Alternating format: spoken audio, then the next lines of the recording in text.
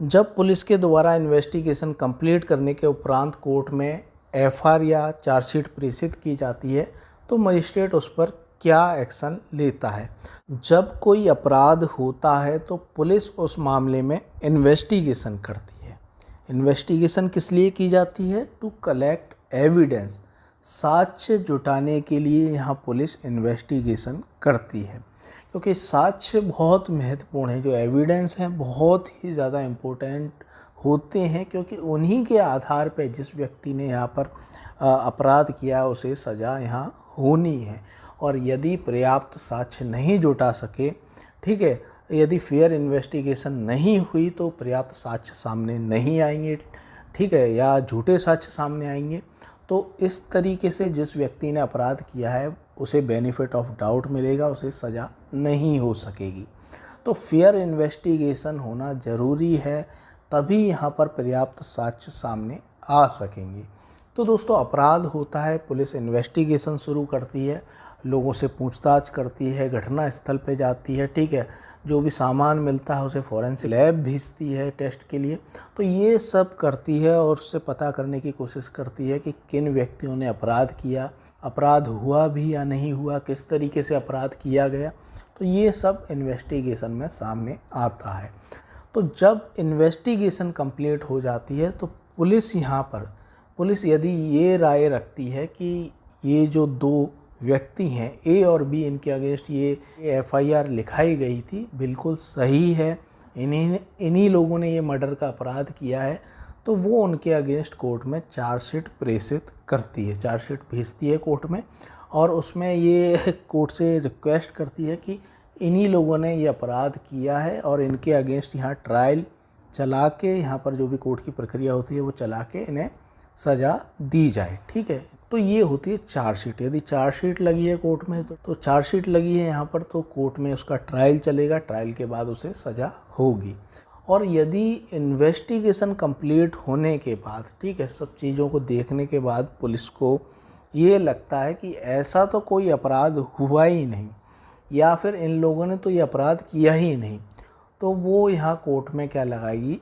FIR, यहाँ मतलब closing report लगाएगी कोर्ट में कि ऐसा कोई अपराध नहीं किया गया है, या फिर क्या कि इन लोगों ने ऐसा कोई अपराध नहीं किया। ये रिपोर्ट यहाँ कोर्ट में लगाएगी, इसे कहते हैं एफआईआर।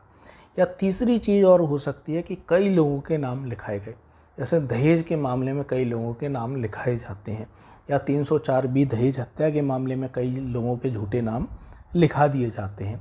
तो होता क्या है दोस्तों, जब कोई व्यक्ति अपराध करता है तो जो विक्टिम होता है, विक्टिम यहाँ पर कभी कभार क्या कोशिश करता है कि वो चाहता है कि इस व्यक्ति ने मेरे परिवार के सदस्य को मार दिया, या मेरे परिवार के सदस्य के अगेंस्ट ये अपराध किया, हमारे अगेंस्ट ये अपराध उसने किया, तो इसके पूरे परिवार को ही फंसवा दें।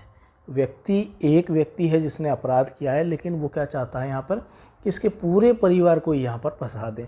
जैसे कि यहाँ पर पति यहाँ पर दहेज के लिए यहाँ पत्नी का उत्पीड़न कर रहा है, तो जो पत्नी होगी वो पत्नी क्या चाहेगी, ज़्यादातर मामलों में देखने को मिलता है कि पत्नी क्या चाहती है कि सास ससुर का भी नाम हम लिखवा दें, ननद है उसका भी नाम लिखा दें, जेठ देवर है उसका भी नाम लिखा दें।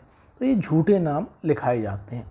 और जब फेयर इन्वेस्टिगेशन पुलिस ऑफिसर करता है तो वो इन लोगों के नाम निकाल देता है, ठीक है।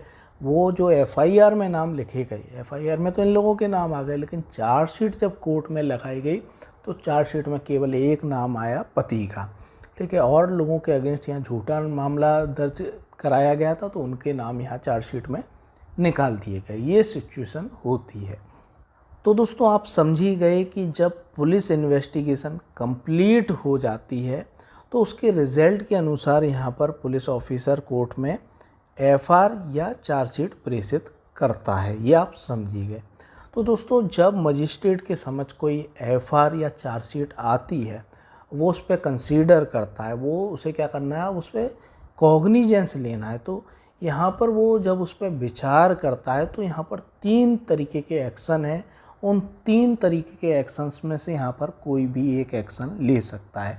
जैसे कि मान लीजिए कि किसी अपराध के संबंध में यहाँ कोर्ट में चार्जशीट प्रेषित की गई, तो यदि वो चार्जशीट से सहमत होता है तो मजिस्ट्रेट चार्जशीट को एक्सेप्ट करता है, उस पर संज्ञान लेता है और जो अभियुक्त हैं, अभियुक्त के अगेंस्ट यहाँ पर समन जारी करता है कि वो कोर्ट में उपस्थित हों।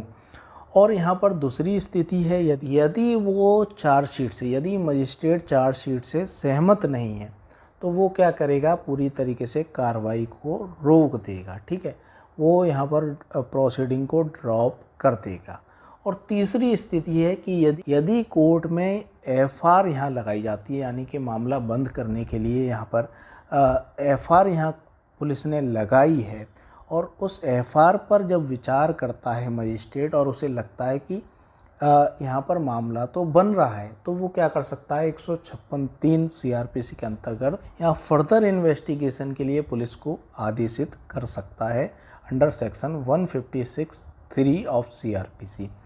तो दोस्तों ये 3 तरीके के एक्शन हैं। इन 3 तरीके के एक्शंस में से कोई भी यहाँ पर एक्शन यहाँ पर ले सकता है मजिस्ट्रेट पुलिस रिपोर्ट पर। तो कैसा लगा दोस्तों आपको ये वीडियो, कमेंट बॉक्स में कमेंट करके ज़रूर बताएं।